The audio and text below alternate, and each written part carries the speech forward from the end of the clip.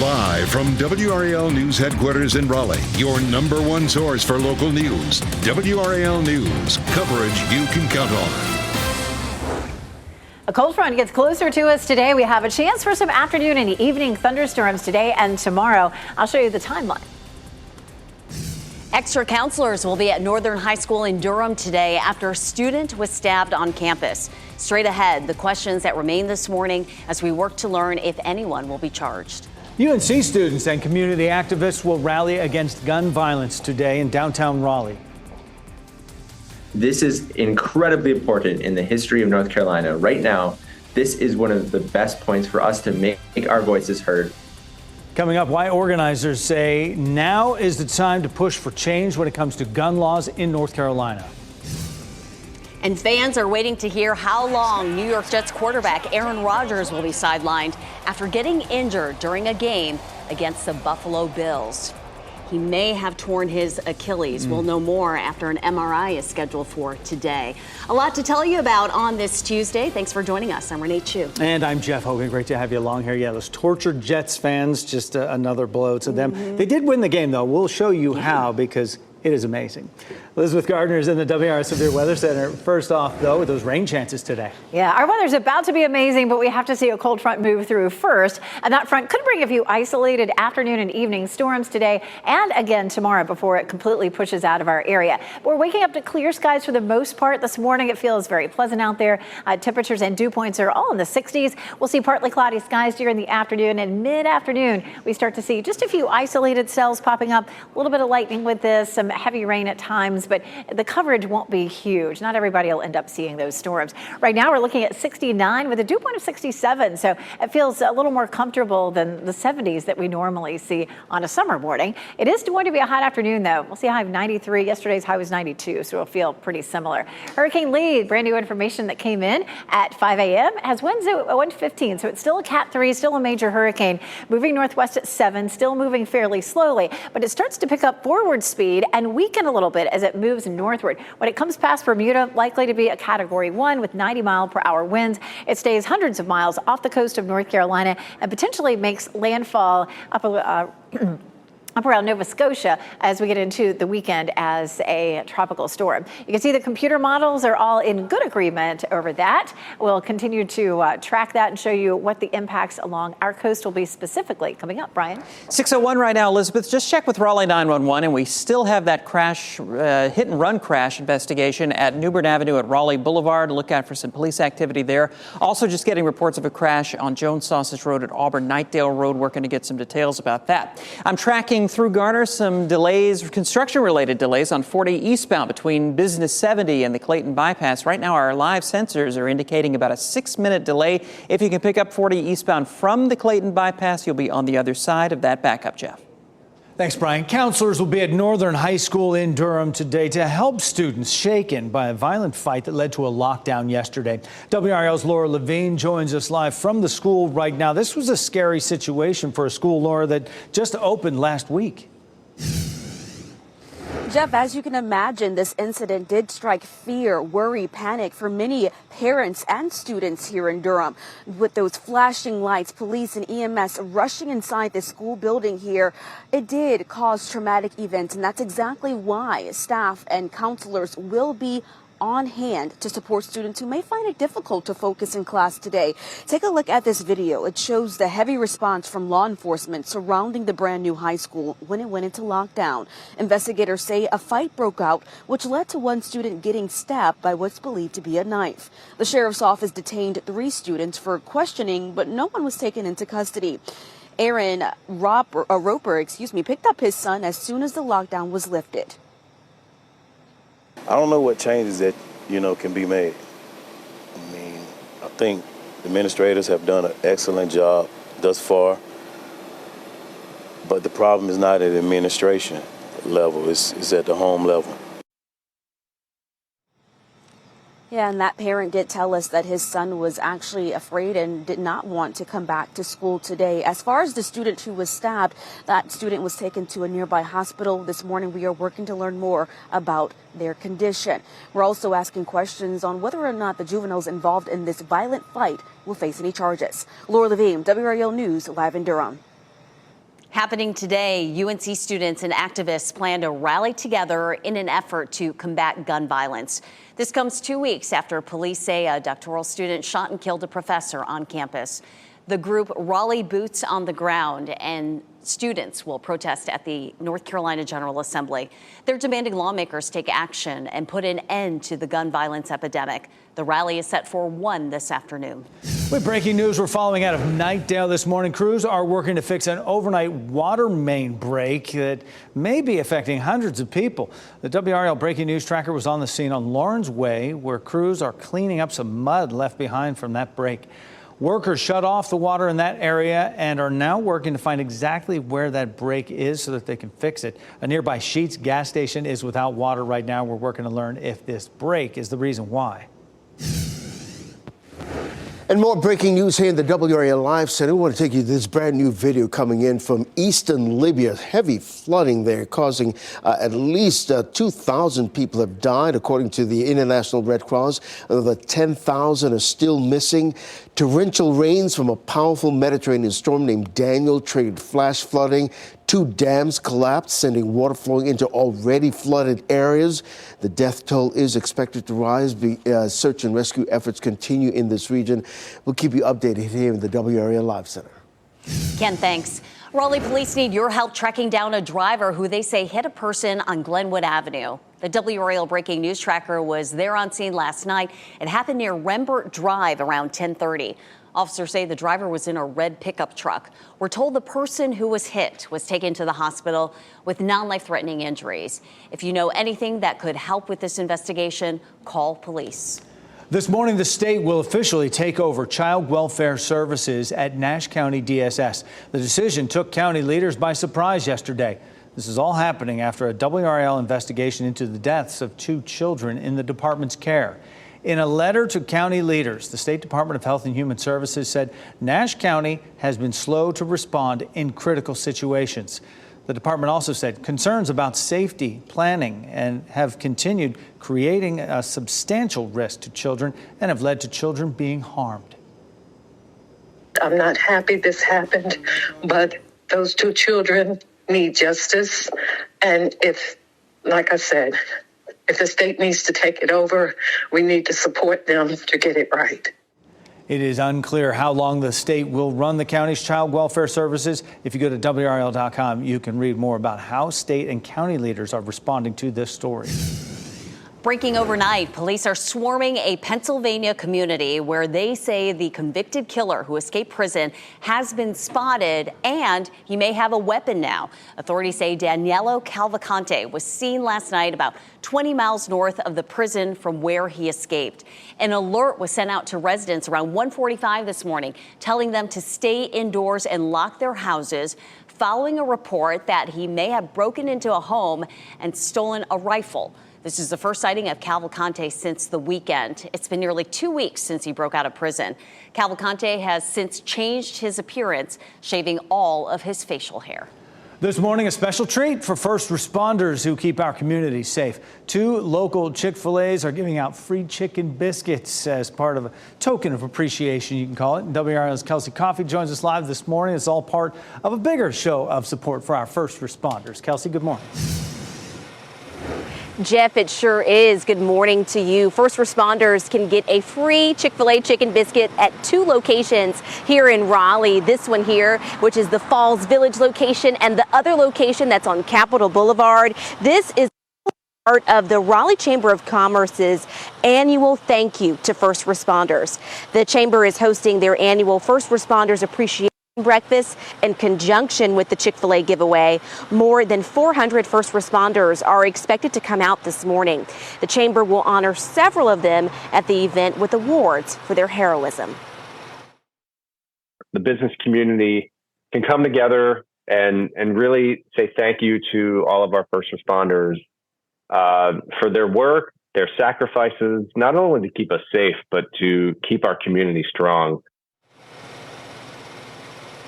They sure do keep our community strong. And that first responder appreciation breakfast is sold out. But first responders, if you are watching, you can come to this Chick-fil-A location, the Falls Village location, or the one on Capitol Boulevard from 6:30 a.m. to 10:30 a.m. to claim your free biscuit. Just be sure to be in your uniform or bring your ID. Kelsey Coffey, WRAL News, live in Raleigh. Much deserved. And coming up later this morning, you can watch the appreciation event and award ceremony for first responders and their families in Raleigh. WRAL's Dan Haggerty will be emceeing that event. It starts at 7:30. And WRAL is a proud community partner of this event. You can watch it live on WRAL.com. A citywide curfew for anyone under the age of 18 will be the topic of a special meeting next Monday in Fayetteville. This comes after people spoke out against the Youth Protection Ordinance during last night's City Council meeting. The ordinance would make it unlawful for young people ages 17 and 18 to be in any public place from midnight to 5 a.m. on weekdays and 1 to 5 a.m. on weekends. The curfew would go into effect for kids 16 and under at 11 each night. A special meeting will be held next Monday at 7 p.m. Council members will talk about whether to modify the ordinance or throw away the idea altogether. New York Jets quarterback Aaron Rodgers will undergo an MRI today after suffering a potentially major injury just minutes into his first game with the team. Rodgers went down on the fourth play with his new team when he was sacked by Leonard Floyd of the Buffalo Bills, and he was helped off the field by members of the Jets medical staff and later carried into the locker room.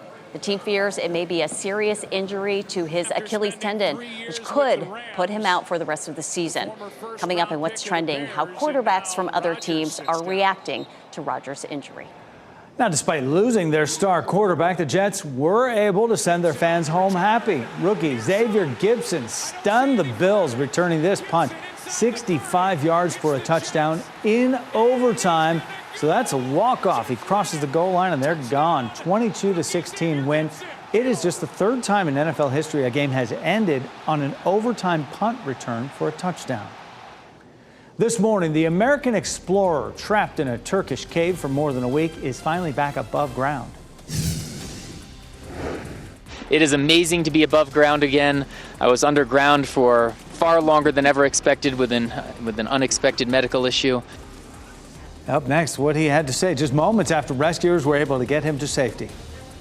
And we're learning more about lead levels found at parks in Durham. Coming up, we explain the direct correlation found between those parks and previous waste incinerator sites. Today and tomorrow will feature some scattered thunderstorms, but behind that front, we're turning much cooler. I'll show you the timeline for when we'll see the most rain with this next system. As you get into your car, tune to WRAL News Plus on your radio. In Raleigh on 99.3 FM. In Durham, 96.5 FM. And everywhere on 101.5 HD3.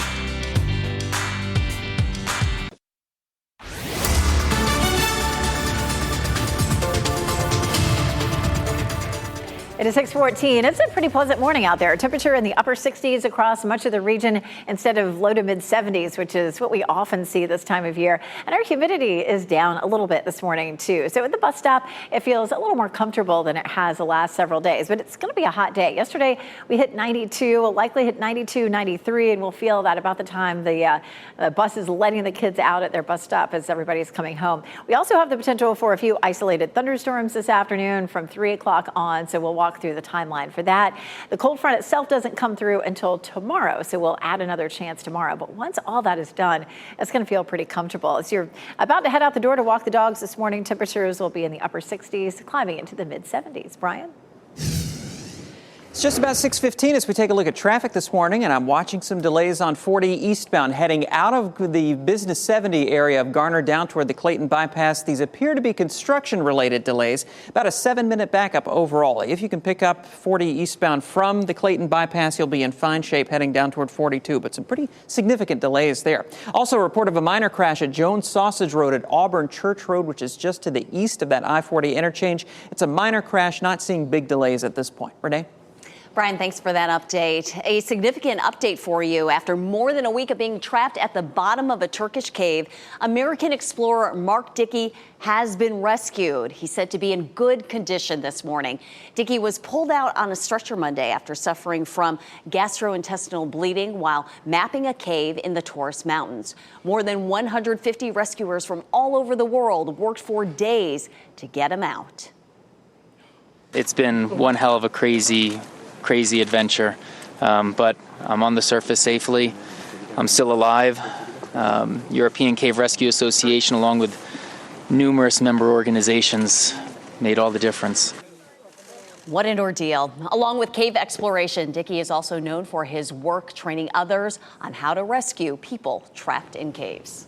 New versions of a Moderna and Pfizer COVID-19 booster shot could be available within the next few days. This comes after the FDA gave them the green light on Monday. A CDC advisory committee will talk about the new formulas today.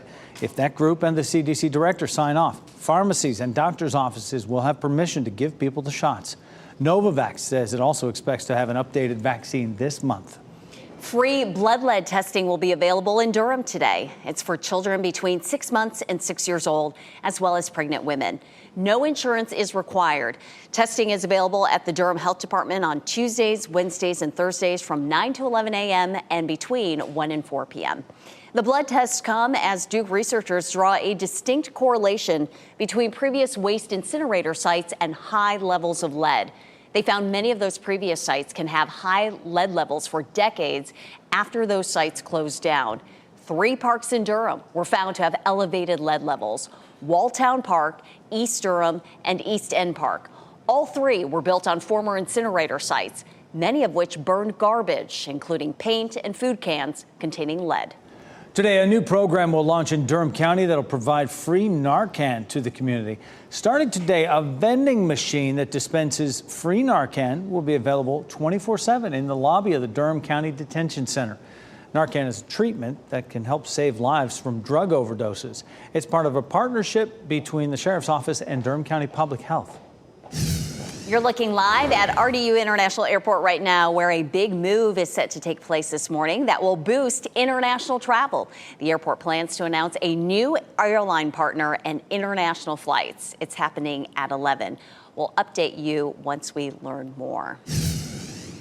Seems like this summer, a lot of people were traveling internationally to enjoy the summer. Meteorologist Elizabeth Gardner in the WRAL Severe Weather Center. No reason to fly out when we're going to have some really pleasant weather coming up later this week. What we've all been waiting for all summer long is coming starting Thursday, Friday into the weekend. It looks like it could last at least for a week or so. I'm feeling very, very comfortable. And you know, we're getting into the middle of September, so it is time. We have a pretty sunrise in progress here in Goldsboro. You can see that pretty glow there on the horizon. We're seeing that across most of the area. It's just the camera's not turned toward the horizon here at Apex or in Chapel Hill. Chapel Hill's courtesy of Top of the Hill Restaurant, and there's Fayetteville where our newsroom is.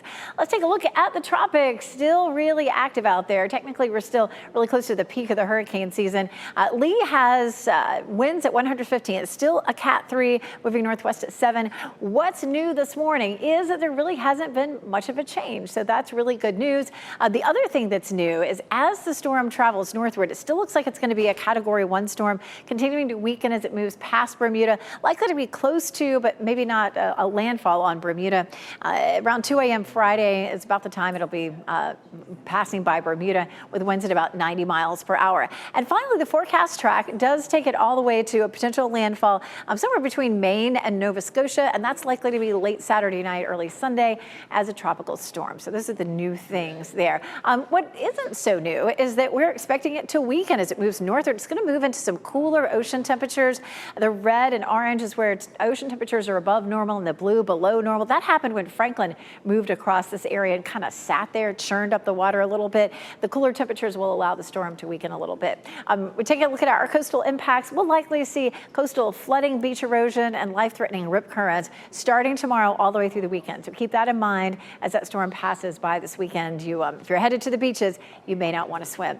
Margot is a Category 1 storm right now, and then another wave is coming off the coast of Africa. Margot will potentially become a Category 2 storm, but eventually fizzle out in the North Atlantic, shouldn't make landfall. And then this next system continues to track westward. The computer models are in no good agreement on what could happen with that one, but it's worth watching as it continues to travel westward. Here's our cold front that's likely to bring us some rain. We have just a small chance of that later today. We're seeing mostly clear skies now. We'll see partly cloudy skies this afternoon. Just a few isolated cells pop up later today. And when the front comes through itself, tomorrow we'll also have the potential for a few scattered cells. Yesterday it was looking more likely south and east. Boy, the coverage today compared to yesterday is pretty minimal for that rain Wednesday. But it still looks like it's going to deliver some delightful conditions. We'll talk about just how much lower the humidity will be starting Thursday. Coming up, Brian. It is 6:21, Elizabeth, and we are watching those construction-related delays on 40 eastbound, watching those live sensors as you head away from the 70 business interchange down toward the Clayton bypass this morning. We're now measuring a 9-minute delay through that area. Again, this all appears to be construction-related. We will watch that, let you know how it's developing. If you can pick up 40 eastbound from the 42 or Clayton bypass interchanges heading on down into Johnston County, you should be in good shape there on the other side of those backups. Not too far from I-40 in Garner, watch for a minor crash on Jones Sausage Road at Auburn Church Road. That likely has been moved over to a parking lot by this point. Still have that hit and run investigation at New Bern Avenue at Raleigh Boulevard on the east side of central Raleigh. Elsewhere around the triangle, we're looking fine in Durham. No trouble on I-85 or I-40. Brian, thanks. Aerosmith has postponed some of their upcoming concerts after Steven Tyler sustained an injury during a concert over the weekend. Coming up, the new date for their show at PNC Arena in Raleigh. And coming up this morning on Today, pulling back the curtain on life in the NFL. You'll get an exclusive first look at a new documentary that follows Eagles center Jason Kelce and his family as he contemplates retirement after injury and balances his football career with fatherhood. Plus, here's a look at your winning lottery numbers. We'll be back with what's trending.